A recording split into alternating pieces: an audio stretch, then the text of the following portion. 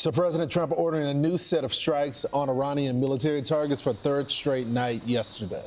This as another blockade in the Strait of Hormuz is scheduled to begin this afternoon. Aisha Hasni is live at the White House with the very latest. Aisha. Hey, good morning. A lot of firepower. Lot of back and forths. Let's get started with what happened overnight as the president brings down his iron fist on Iran. Iron fist on Iran. The U.S. pounded Iran for 5 hours last night. CENTCOM says they hit military targets across 6 different locations, but did not say if they struck Pickaxe Mountain. That's something the president said was a potential target for a nice big fat shot. Also seeing reports that the IRGC carried out drone and missile strikes on U.S. military targets in Bahrain, Kuwait, and Jordan. And a Dutch shipping firm says one of its vessels was struck off the coast of Oman. All of this hours after the president said the U.S. was taking control of the strait. We will end up just controlling the whole thing. And what they're doing is being very foolish, very stupid, and they've treated people horribly. They've killed 52,000 protesters so far that we can determine. It might be more than that, but 52,000 protesters have been killed, and it's really a terrible situation. The president also announced a new 20% fee in the strait, turning the tables on Iran. He said Iran and anyone doing business with them has to pony up. We're putting the blockade back, and it's a blockade not for anybody but Iran. In other words, anybody doing business with Iran can't go through. Everyone else will be able to go through. So it's a blockade. It's a very strong blockade. The blockade was probably more effective even than hitting them, but I think the combination is the thing that really does it. Iran's foreign minister posting this in response on X, writing, POTUS is absolutely right. Whoever provides secure and safe passage of commercial vessels through the Strait of Hormuz should be compensated for this service. Iran has always been the guardian of the strait and will remain so forever. 20% is, of course, too much. We will be fair. Meanwhile, Iraq's prime minister is scheduled to meet with the president at the White House today. Iraq ships a lot of oil through the Strait of Hormuz. That has slowed down considerably since the strikes began. Since the Strait of Hormuz exchange began. The president announced as well that he's going to be addressing the nation Thursday prime time at 9 o'clock.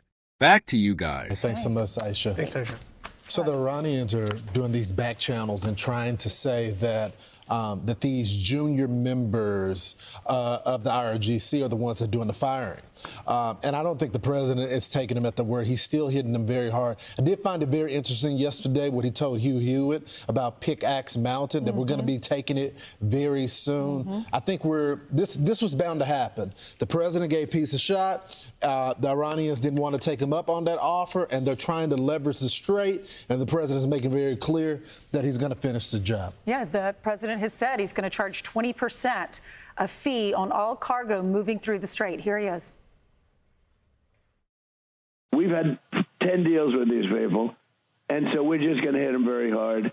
And we're going to keep the strait, and we'll probably run it. We'll become the guardian of the strait. We guarded the strait for 50 years more, and we never got paid for it. They made all the money, and the United States was just, they wouldn't. It's amazing. It's we never made. We guarded it for nothing, and now we're going to guard it, and we're going to get paid for guarding it. A lot of money. But we just want to be reimbursed for doing all of this, for putting our people in danger. But we're really not putting people, we're really saving people. So it's going to be interesting. Look, over the weekend, Iran was getting a test to see if they were going to be serious about this memorandum of understanding, if there was going to be progress. And what did they do? They failed it by doing the very thing that we were testing them on, which is to see if they were going to fire on ships in the strait. And they did that. Iran, make no mistake, killed their own shot at a deal. Now the president is saying, we're going back to striking you hard, as you pointed out, LJ. And also, he's talking about this taking over the strait and even levying a fee for it. We'll see if that actually happens. It does seem to be a signature part of President Trump's playbook, which is when he needs to create space for some talks and negotiations, he does that while at the same time maintaining that he is going, you better believe what he says, which is going to hit harder and harder if you're going to fail that test and not try and seek true in good faith negotiation. Well, the fee is just so that America is not just paying for the defense of the Strait.